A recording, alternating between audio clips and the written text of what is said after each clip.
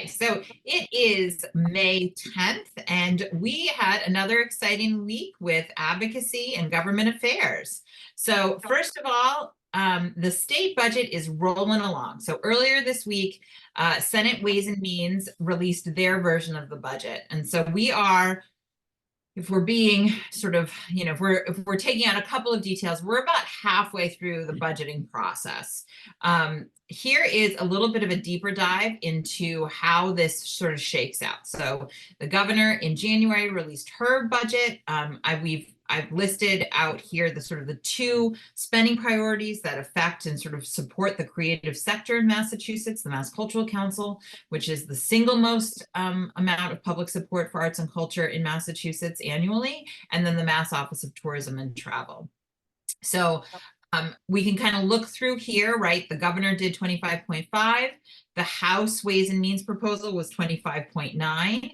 It actually increased in the House's final budget to 26.7. But if you take a little bit of a deeper dive, it's still actually 25.9 for the Mass Cultural Council for running the agency, and then also for grant making, and about 855,000 in earmarks for specific projects that were filed by legislators.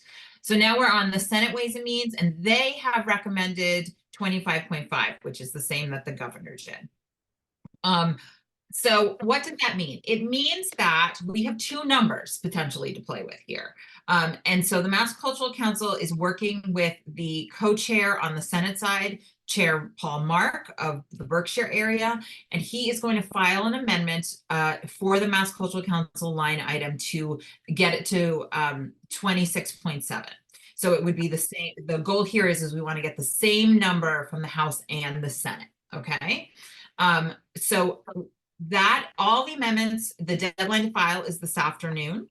And once those amendments are filed, there's going to be some action and advocacy that we're going to ask you all to do, and that Richleen is going to tell you about in a moment. But before we move on, I just want to also sort of walk us through the MOT budget, the Massachusetts Office of Tourism and Travel. So the governor put out 271,000. The House raised it. The House's Ways and Means proposal lowered it slightly.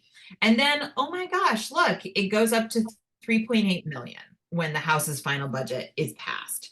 That does not mean that the agency has $3.8 million. In fact, it probably has $268,000. The majority of this money is actually earmarks. So that's something to just note. And then in the Senate version, they've gone to basically the same number as the House. Okay, so they're working off of the same number. And we'll see what amendments are filed. So here's how the process will work. So as we said, amendments have to be filed by today.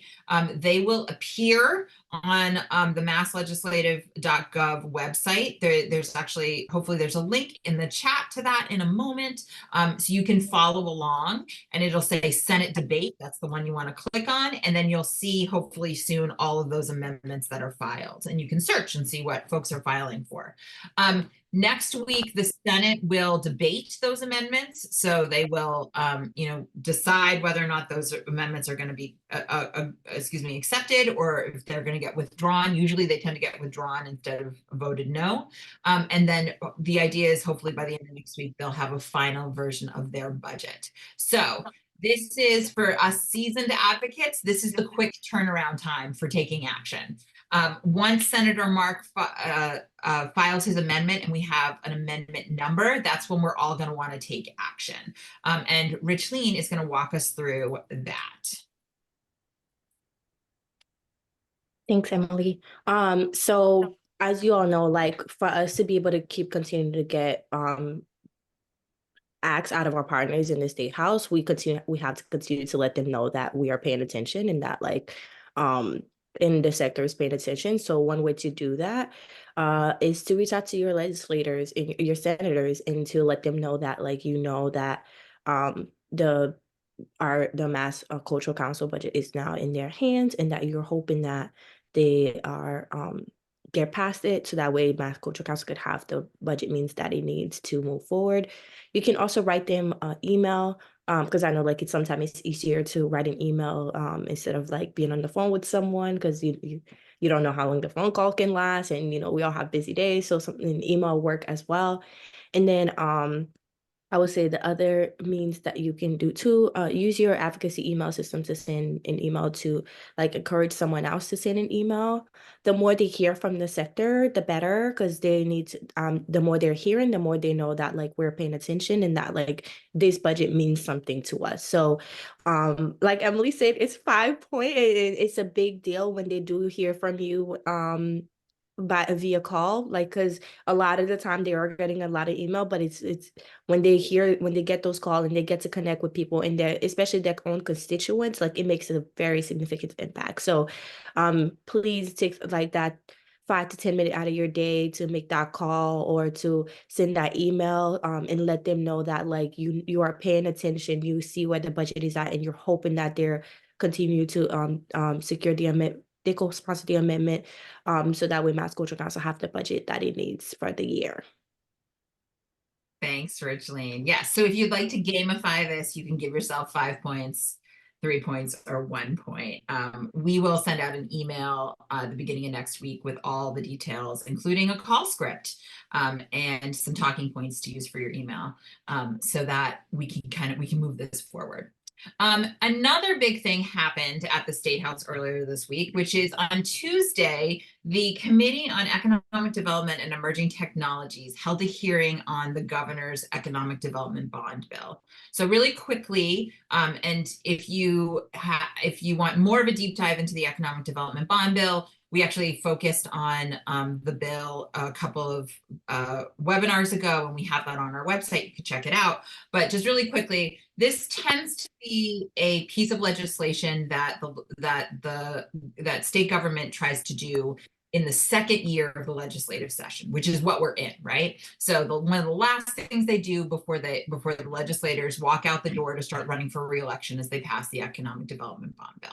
And included in the economic development bond bill is a lot of spending for things that will improve our economy, as one would imagine based on the name of the bill.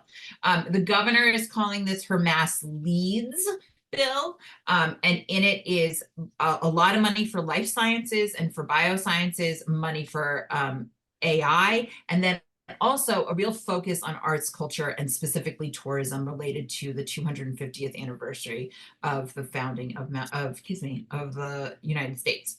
So we went and we were joined by Metropolitan Area Planning Council and Mass Inc. To testify on Tuesday to say, yes, we think some of the things that are in this bill will help the creative sector, but there are 3 other things that will specifically help the sector and that we want you to include in this bond bill. And that's the Creative Space Preservation Act, the Downtown Vitality Act, and the Place Act. So this is another thing that happens in the bond bill, in this economic development bond bill, is often a lot of other pieces of legislation that were filed last year can get dropped into this. It's like a big bus and everybody tries to line up the things to get it onto that bus. So we're working really hard to make sure that these 3 bills, the language for those bills gets included in the economic development bond bill. And we really need your help. We are trying to have as many meetings as we can with decision makers and leadership, but when they hear directly from their constituents and when rank and file members of the House and the Senate hear from their constituents, it reminds them that this is something that matters and they will talk about it. And that kind of advocacy pressure is really, really powerful. So there's one thing that you can do, which is you can submit written support for these bills that'll be included in the official record for this hearing. So we'll put a link in the chat with instructions about how to do that. It's basically from the Mass Legislative website. You'll see on the side, it just says who you need to email. And we'll be putting together a little guide for you of some talking points that you can include when you submit that, what is written testimony. The other fun thing you can do if you go on that link is you can see a recording of the hearing and you can hear what Mass Creative, MAPC, and Mass Inc. talked about. So this is another thing we hope you'll consider doing and that we'll send more information out about. Another really great advocacy opportunity that we did a week ago Friday was in partnership with arts leaders on the South Coast. And Richeline's going to share a little bit about what happened.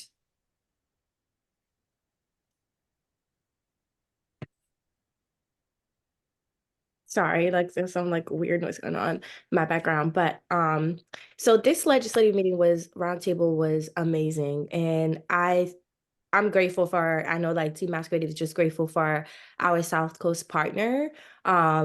It things could not have went more smoothly. Like I think all of the legislators who showed up, our community partners who showed up. Again, I don't know if anybody from the South Coast Roundtable is here, but Margot and Ashley, who helped Margot from New Bedford Creative and Ashley from FRAC, who organized it and support who we supported in organizing this, made it such a wonderful event where every legislator who was present were anticipated what was coming in terms of like the acts we made.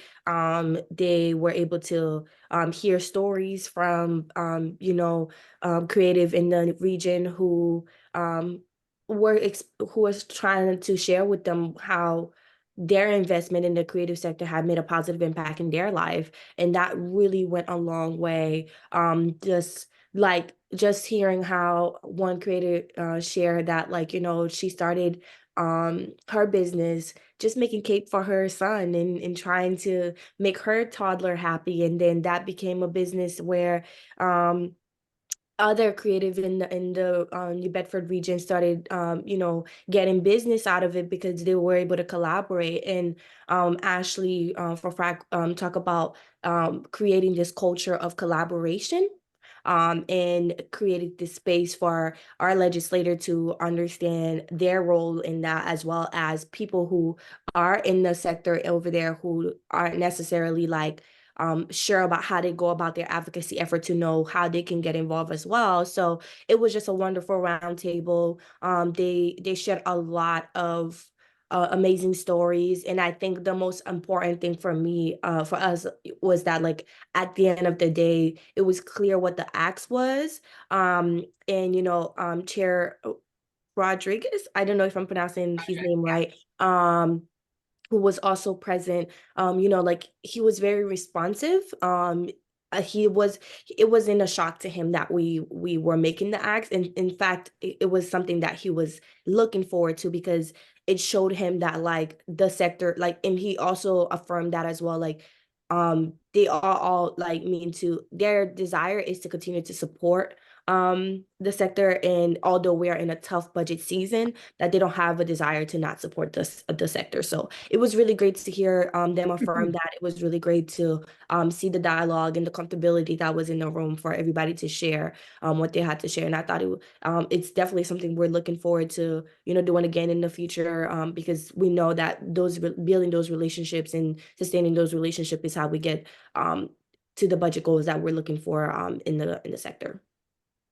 Thanks, Angeline. So this is an open invitation. This roundtable came about because of New Bedford Creative and the Fall River Arts and Cultural Coalition, who's led by Margot Saulnier and Ashley Aquino.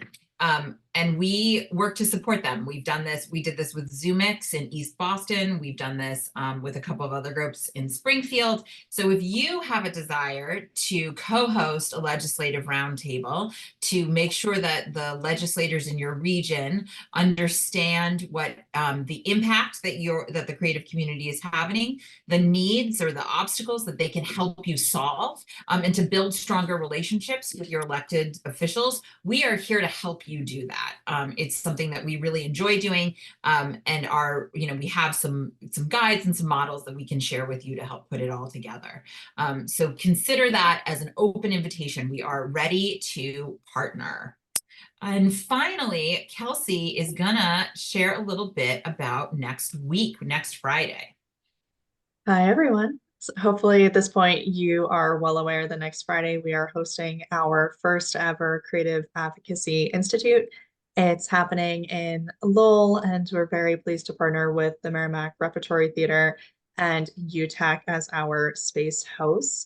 The purpose behind the Creative Advocacy Institute is to organize a statewide convening with artists, artivists, if you want to use that term, and activists from communities across the state, especially people who have participated in one of our former Create the Vote programs or are interested in participating in the Create the Vote campaign once the season really kicks off after this event, because this will be the official launch for the event, to come to learn from each other, to learn from our workshop leaders and our panelists, so that we can develop skills as a sector and reinforce those skills to become stronger and more effective advocates.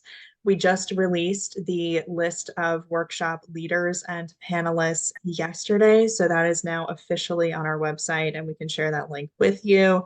We have a few more names to add to the list, so there will be even more people who you can learn from, and you'll hear about those names shortly. But this is all in addition to welcoming Lieutenant Governor Driscoll, who is going to give the opening remarks, and Quinice Floyd, who's the Executive Director of the National Guild for Community Arts Education, who will be, again, our keynote speaker at the end of the day. So we hope that you will consider attending next week, and also inviting other people in your network to attend. Mass Creative Friends and Mass Creative Action Network members are eligible for additional discounts. And if the cost is prohibitive, we do offer a scholarship program, because we want to make sure that this opportunity is available to as many people as possible. We are also offering discounts for young professionals. So if you are, I believe, 25 years or younger, you will be eligible for an even more discounted ticket. If you have any questions, please feel free to contact us at our info@masscreative.org email account. And you can expect to see more communications from us in the next week as we ramp up just before the event next Friday.